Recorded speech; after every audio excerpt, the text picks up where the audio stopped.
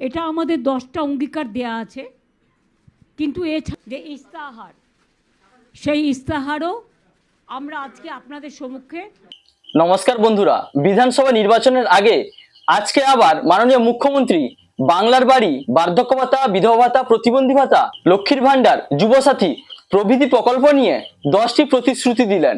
তো বন্ধুরা, আজকে কিন্তু আবার এই সমস্ত প্রকল্প নিয়ে বিশেষ বিশেষ ঘোষণা করলেন। তো আপনাদের এই ভিডিওটিতে দেখাবো মাননীয় মুখ্যমন্ত্রী আজকে নতুন ইস্তেহারে 10টি যে প্রতিশ্রুতি ঘোষণা করলেন, এই সমস্ত প্রকল্পগুলিতে আপনারা কি কি সুবিধা পেতে চলেছেন তা কিন্তু বিস্তারিতভাবে জানার জন্য আপনারা ভিডিওটি শেষ পর্যন্ত অবশ্যই দেখুন। তো বন্ধুরা, ভিডিওটি দেখলে আপনারা জানতে পারবেন যে সকল বার্ধক্য ভাতা, বিধবা ভাতা, প্রতিবন্ধী ভাতার আবেদনকারীরা আবেদনপত্র জমা দেওয়ার পরে এখনো পর্যন্ত আপনাদের ফাইনাল স্ট্যাটাস অ্যাপ্রুভাল আসেনি, আপনাদের আবেদনপত্রগুলি সেইভাবে পড়ে আছে, আপনারা কবে যুক্ত হবেন সেই সম্পর্কিত মাননীয় মুখ্যমন্ত্রী কি ঘোষণা করলেন তাও কিন্তু এই ভিডিওটি থেকে আপনারা জানতে পারবেন। তো বন্ধুরা, ভিডিওটি কিন্তু যথেষ্ট গুরুত্বপূর্ণ হতে চলেছে, তাই আপনি যদি চ্যানেলে প্রথমবার এসে থাকেন তাহলে ভবিষ্যতে ইনফরমেশন সবার আগে পাওয়ার জন্য সব চ্যানেলটি সাবস্ক্রাইব করে রাখুন, আর ফেসবুক থেকে দেখলে পেজটি ফলো করতে ভুলবেন না। তো এবার বন্ধুরা দেখুন মাননীয় মুখ্যমন্ত্রী আজকে ইস্তেহারে 10টি নতুন কি কি প্রতিশ্রুতি দিলেন। আমরা যেটা বলি সেটা আমরা করে দেখাই, অলরেডি করেছি। বাকি আর কিছু বাংলার ডেভেলপমেন্ট আছে বলে আমার মনে হয় না।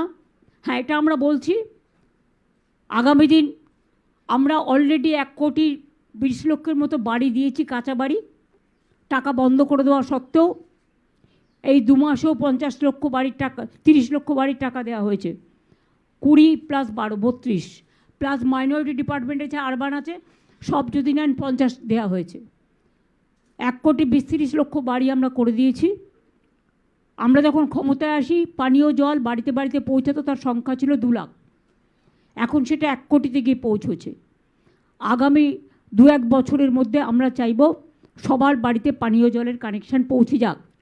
3 হচ্ছে যেটুকু বাড়ি বাকি থাকবে আমরা আগামী দিন প্রত্যেকের কাঁচা বাড়ি পাকা করে দেব, এগুলো আমাদের অঙ্গীকার।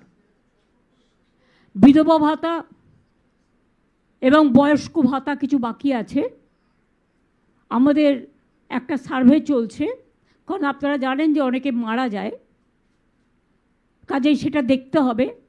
দেখে বাদবাকিগুলো আমরা টাইম টু টাইম বিধবা ভাতা এবং বয়স্ক ভাতাদের যেটা বাকি আছে সেটাও আমরা করে দেব। আমাদের অঙ্গীকারের মধ্যে আমরা সবার জন্যই, এটা জাস্ট সংক্ষেপে আপনাদের কাছে একটা অঙ্গীকার বলছি, যদিও এগুলো ম্যাক্সিমাম করে দেওয়া হয়েছে। লক্ষ্মীর ভাণ্ডার বৃদ্ধি আমরা করেছি এবং বলে দিয়েছি সারা জীবন লক্ষ্মীর ভাণ্ডার পাবে।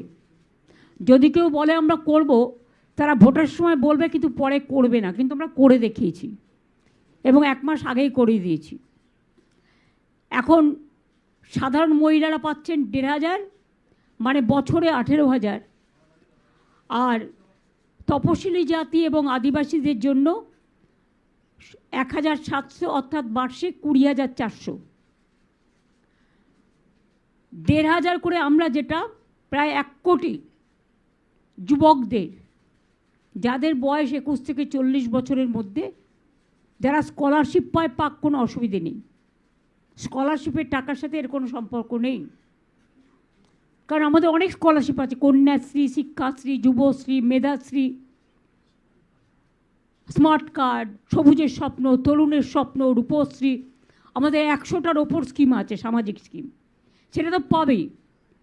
এটা আমরা বেকার ভাতা হিসেবে নয়, সে যখন পড়াশুনো করবে, পড়াশুনো করা স্কলারশিপ সে পাচ্ছে, কিন্তু তার একটা গাড়ি, মাধ্যমিক পাস কেন বলেছি, তার একটা হাত খরচের জন্য এইটা আমরা দেব যতদিন সে চাকরিটা না পাচ্ছে, এবং তার মধ্যে কর্মসংস্থান পেয়ে যাবে, হয়ে যাবে।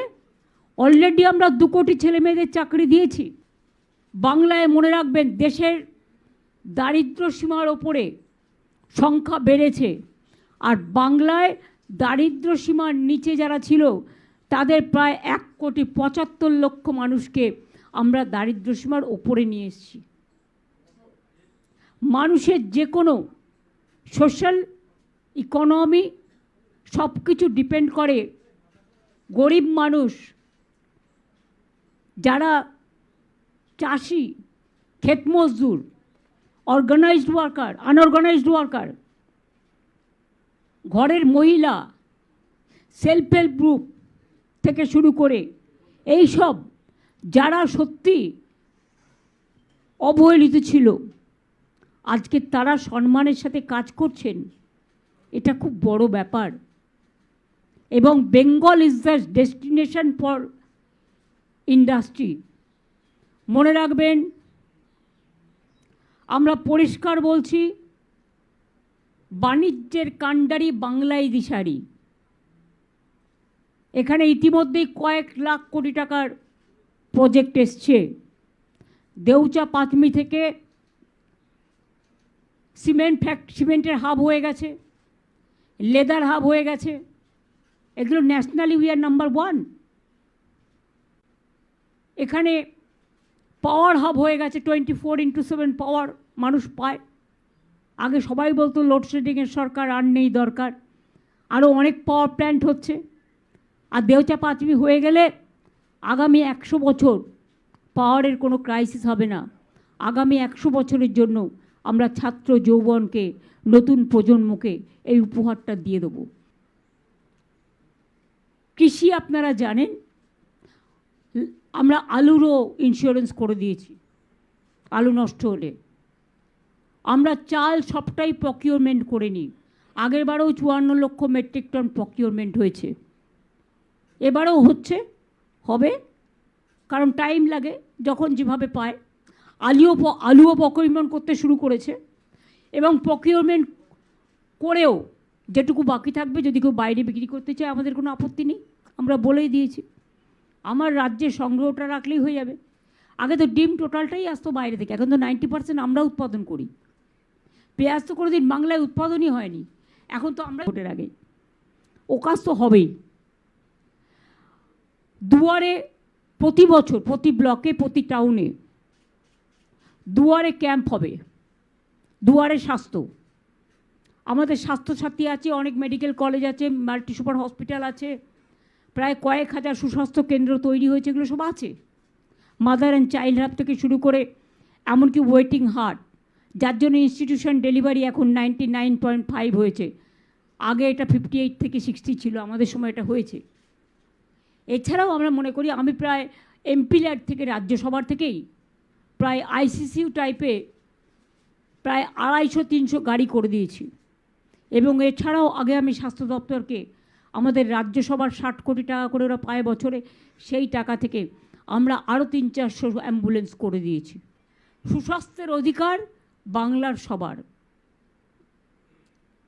এরপর প্রবীণদের জন্য আমরা একটা করে প্রবীণদের যত্ন এবং তাদের পাশে, অনেক সময় ছেলেমেয়েরা বাইরে চলে যায়, তারা একেলা হয়ে যায়, তাদের দেখার যত্ন নেওয়ার কেউ থাকে না, তাই প্রবীণদের পাশে যত্নের আশ্বাসে,